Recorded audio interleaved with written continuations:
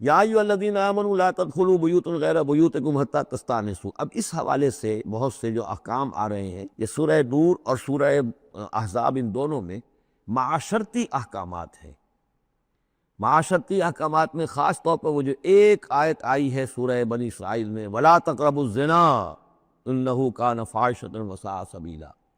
اس زنا کا سد باب کرنے کے لیے اسلام کے معاشرتی نظام میں بہت دور دور تک اقدامات کیے گئے ہیں۔ قریب مت جاؤ زنا کے، یعنی زنا کو ایریڈیکیٹ کرنا معاشرے میں، یہ ایک بہت بڑا آبجیکٹو ہے، اور اس کے لیے دور دور تک اقدامات، مثلا پردہ ہے، ستر ہے، لباس کے احکام دیے گئے ہیں۔ معاشرہ جو ہے ہمارا جو ہے وہ مکسڈ سوسائٹی نہ ہو، مخلوط معاشرہ نہ ہو، مردوں کی ذمہ داریاں علیحدہ ہیں، عورتوں کی علیحدہ ہیں، معاشرہ جو ہے سیگریگیٹڈ ہو، مردوں اور عورتوں کے درمیان اختلاط نہ ہو۔ یہ ساری چیزیں کس کے لیے ہیں؟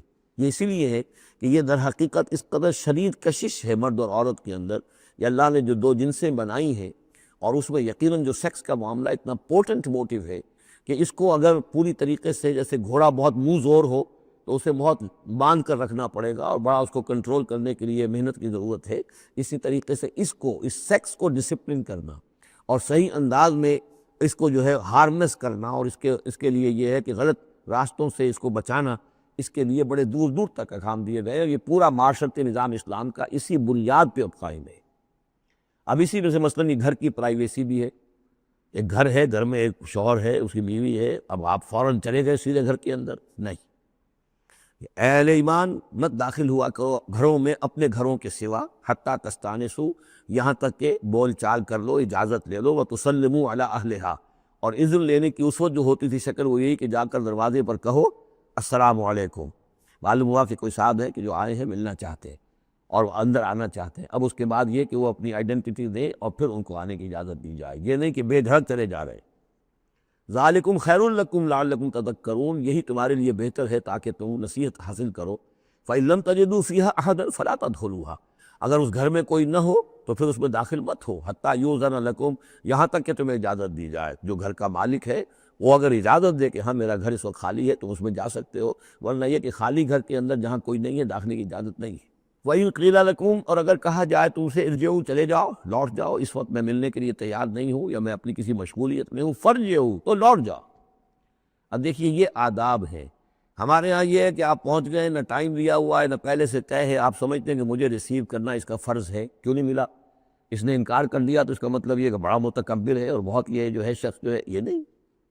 اگر تو آپ وقت طے کر کے گئے ہیں تو اس کا فرض ہے کہ وہ آپ کو ریسیو کرے اور آپ کو وقت دے، لیکن اگر آپ اچانک چلے گئے ہیں تو آپ کو اس کی پرائیویسی پر آپ جو ہے حملہ آور نہیں ہو سکتے۔ وہ اپنے کس کام میں ہے، کس مشغولیت میں ہے، اس کی کیا اہمیت ہے، آپ تو اس کو نہیں جانتے۔ اگر وہ گھر والا کہہ دیتا ارجعوا، وَإِن قِيلَ لَكُمْ ارْجِعُوا فَارْجِعُوا، تو لوٹ جاؤ، ہوا ازکیٰ لکم، یہی تمہارے لیے زیادہ پاک ہے، پاک بازی کا معاملہ، واللہ بما تعملون علیم، اور جو کچھ تم کر رہے ہو اللہ اس سے واقف ہے۔ لیس علیکم جناح ان تدخلوا بیوتا غیر مسکونۃ، اس میں کوئی حرج نہیں ہے کہ تم داخل ہو جایا کرو ایسے گھروں میں کہ جن میں سکونت نہیں ہے، جس میں کوئی لوگ رہتے نہیں ہیں، ریزیڈینشل نہیں ہے۔ اب گوڈاؤنز ہے، اب ایسا تو نہیں کہ گوڈاؤنز میں آپ نہیں جا سکتے، سامان پڑا ہوا گودام ہے، آپ جا سکتے۔ فیہا متاع لکم، اس میں تمہارا سامان ہے، تو یہ وہی گودام والی بات ہو گئی۔ واللہ یعلم ما تبدون وما تکتمون، اور اللہ جانتا ہے جو تم ظاہر کرتے ہو، جو کچھ تم چھپاتے ہو۔ یعنی قانون کی اصل روح کو دیکھنا چاہیے کہ یہ جو روکا جا رہا ہے کہ گھروں میں داخل نہ ہو، تو یہ اصل میں کہ پرائیویسی ہے گھر کی اور فیملی کی، اصل میں اس کو ملحوظ خاطر رکھا جا رہا ہے، نہ یہ کہ آپ کہیں کہ صاحب اب ہم گودام میں بھی داخل نہیں ہو سکتے جب تک کہ پرمیشن جو لکھی ہوئی ہے وہ ہمیں مل نہ جائے۔ قل للمؤمنین یغضوا من ابصارہم، اہل ایمان سے یہ کہیے اے نبی کہ وہ اپنی نگاہوں کو ذرا نیچا رکھا کریں، وَيَحْفَظُوا فُرُوجَهُمْ، اور اپنی شرمگاہوں کی حفاظت کریں۔ ذَلِكَ أَزْكَىٰ لَهُمْ، یہی ان کے لیے زیادہ پاکیزہ ہے اور زیادہ بہتر ہے۔ ان اللہ خبیر بما یصنعون، یقیناً اللہ تعالیٰ باخبر ہے اس سے کہ جو وہ کر رہے ہیں۔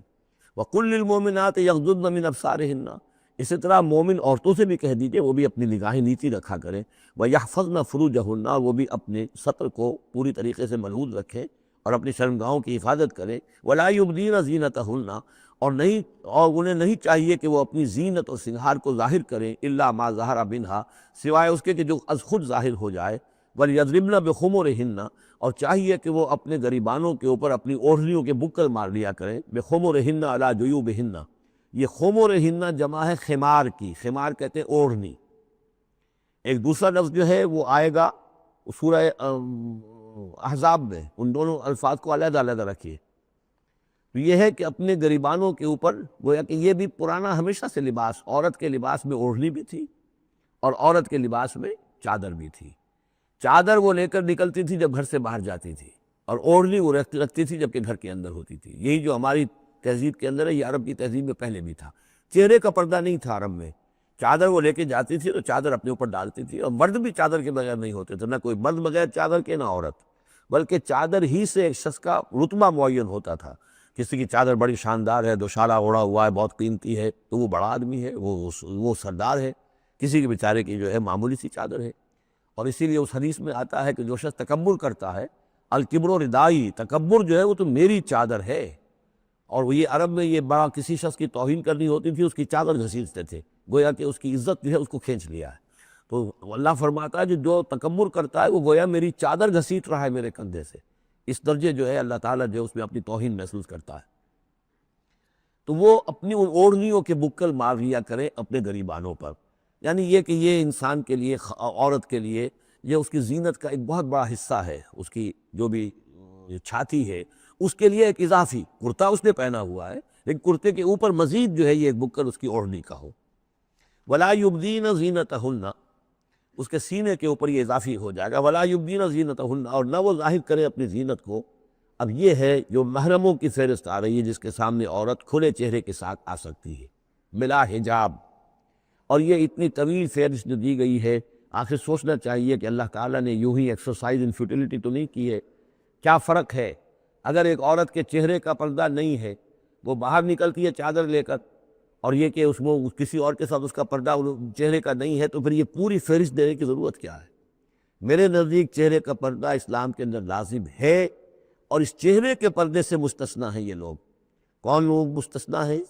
الا لبعولتہن، ان کے شوہر نمبر ایک، او آبائہن، یا ان کے باپ، اور باپ سے مراد باپ، دادا، چچا، یہ سب چلیں گے۔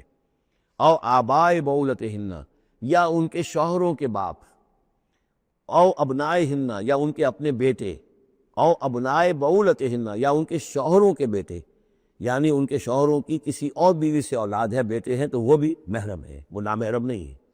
او اخوانہن، یا ان کے اپنے بھائی، او بنی اخوانہن، یا ان کے بھائیوں کے بیٹے، او بنی اخواتہن، یا یہ ہو گئے، او بنی اخواتہن، یا ان کے بھانجے، او نسائہن، یا ان کی عورتیں، اپنی عورتیں، جان پہچان کی عورتیں، عام عورتیں نہیں ہیں، نسائہن، او ما ملکت ایمانہن، یا یہ کہ جو ان کے غلام اور ان کی لونیاں ہیں۔ اکثر و بیشتر اہل سنت کے نزدیک یہاں مرد غلام مراد نہیں ہے، بلکہ لونیاں مراد ہے۔ اب التابعین غیر اولی الاربۃ، یا ایسے تابع لوگ جو کہ صرف خدمت گار ہیں، بعض اوقات ہوتا ہے خاندانی طور پر جو ہے وہ خدمت گار کرنے والے ہیں، باپ بھی کہیں ملازم تھا اسی گھر میں، اب اس کی اولاد بھی وہیں پر ہے، وہ بھی کام کر رہی ہے، بچپن سے وہیں پلے ہیں۔ ایسے لوگ ہوتے ہیں کہ جن کو واقعتاً پھر اس گھر کی خواتین سے اس طرح کا خیال کبھی نہیں آ سکتا کہ ان کے بارے میں وہ کوئی بری بات سوچے۔ ابھی تابعین غیر اولی الاربۃ، یا وہ تابع کہ جو کہ کوئی غرض نہیں رکھتے اس قسم کے معاملات سے، من الرجال، مردوں میں سے۔ اب الطفل الذین لم یظہروا علی عورات النساء، یا وہ لڑکے کہ جو ابھی عورتوں کے جو مخفی معاملات ہیں ان سے واقف ہی نہیں، ابھی وہ جنسی جو بھی باتیں ہیں ان سے واقف نہیں ہیں۔ ولا یضربن، یہ اب یہ فہرست مکمل ہو گئی۔ یہ ہیں محرم لوگ جن کے سامنے عورت بغیر چہرے کے پردے کے آ سکتی ہے۔ باقی یہ کہ زینت جو خود بخود ظاہر ہو جائے، اب ظاہر ہے کہ آپ نے چادر بھی لی ہوئی ہے، کسی خاتون نے برقع بھی اوڑھا ہوا ہے، لیکن اب کسی کا قد ہے، ماشاءاللہ وہ قد ایسا ہے، فرق قد ہے کوئی خاتون، تو وہ کہاں چھپائے گی اس قد کو؟ وہ تو ظاہر ہو جائے گا۔ جسم متناسب ہے، اب وہ جسم تو ظاہر ہو جائے گا۔ اس اعتبار سے ما ظہر اب انہا کو لوگوں نے لے لیا چہرے کے لیے، یہ بالکل غلط ہے۔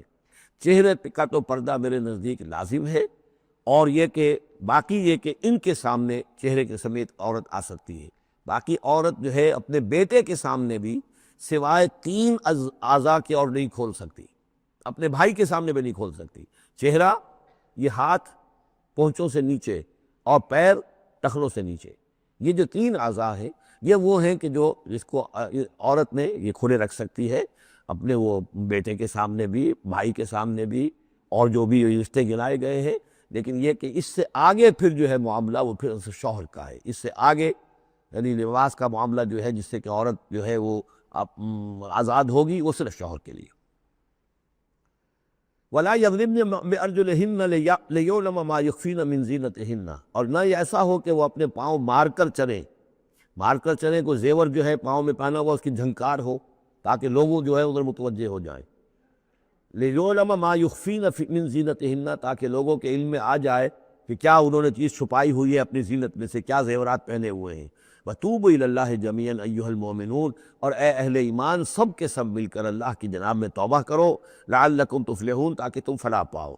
وَأَنكِحُوا الْأَيَامَ مِنكُمْ، اور دیکھو اپنی بیواؤں کی شادیاں کر دیا کرو۔ وَالصَّالِحِينَ مِنْ عِبَادِكُمْ، یہ بھی اب ایک بہت اہم ہے بات۔ ہندوانہ ہمارا معاشرہ جو ہے وہ بیوہ کی شادی جو ہے وہ تو جائز بھی نہیں سمجھتا، یا بہت ہی یوں سمجھیے کہ اس کے نزدیک بہت ہی ناپسندیدہ بات ہے، اور ہمارے ہاں بھی یہ ہو گیا ہے۔ حالانکہ یہاں حکم ہے انکحوا الایام منکم، بیواؤں کی شادیاں کر دیا کرو۔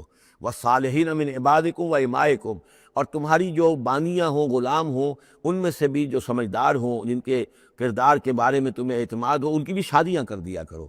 ایک کی کنیز ہے، ایک کا غلام ہے، ان کی شادی ہو جائے۔ اب ظاہر بات ہے وہ کنیز جو ہے اپنے آقا کے، اب اس کے ساتھ وہ تمتع نہیں کر سکے گا، اس لیے کہ اس نے اجازت دے دی ہے کہ اس کی کنیز کی شادی ہو گئی ہے کسی غلام کے ساتھ۔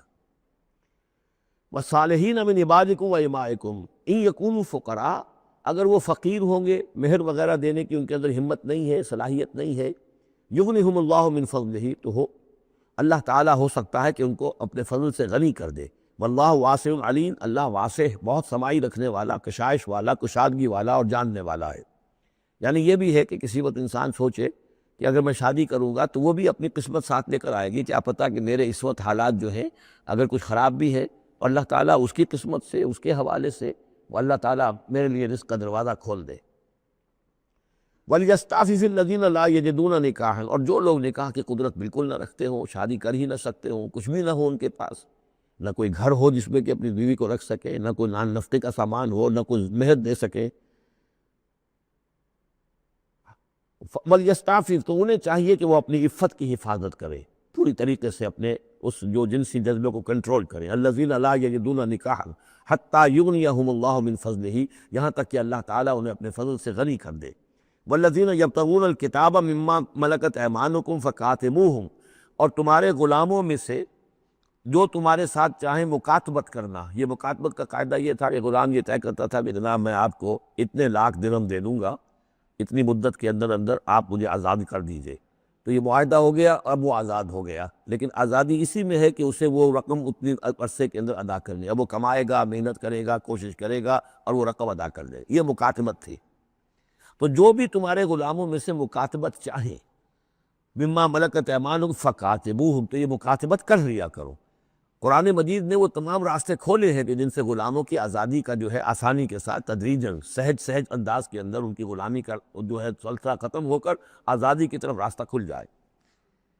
فَقَاتِبُوهُمْ إِنْ عَلِمْتُمْ فِيهِمْ خَيْرًا، اگر تم دیکھ رہے ہو ان کے اندر کہ خیر ہے، بھلائی ہے، واقعتاً یہ شخص اعتماد کیا جا سکتا ہے، یہ بھاگ نہیں جائے گا، اور یہ جو بھی کرنا چاہ رہا ہے معاہدہ اس کو پورا کرنے کی اس کی نیت ہے۔ وَآتُوهُمْ مِن مَالِ اللَّهِ الَّذِي آتَاكُمْ، پھر ایسے لوگوں کو جنہوں نے مکاتبت کی ہو تم بھی مال دیا کرو، جو اللہ کا مال تمہارے پاس اللہ نے تمہیں دیا ہے، یعنی لوگ مدد بھی کریں اس کی، تاکہ وہ اپنی اس رقم کو جلد از جلد ادا کر کے اور وہ پھر آزاد ہو جائے۔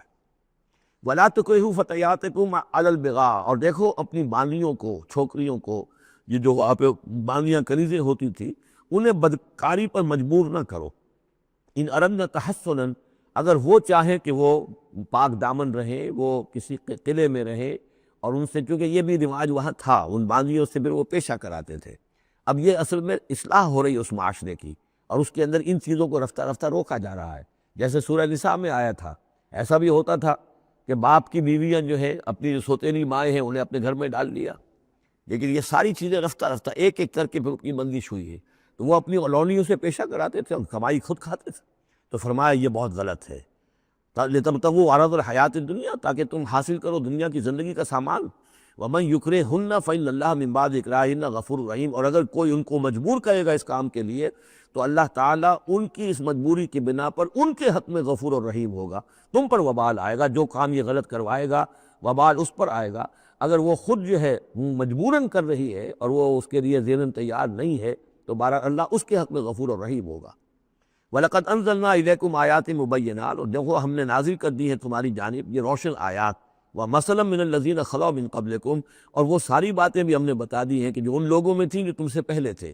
یہ ساری گندگیاں، معاشرتی خرابیاں جو ہیں یہ پہلوں کے اندر بھی تھی، ہم نے ان سب کی نشاندہی کر دی ہے۔ وہ موعظۃ للمتقین، اور اہل تقویٰ کے لیے ہم نے نصیحت یہ نازل فرما دی ہے۔ قد جاءتکم موعظۃ من ربکم وشفاء لما فی الصدور۔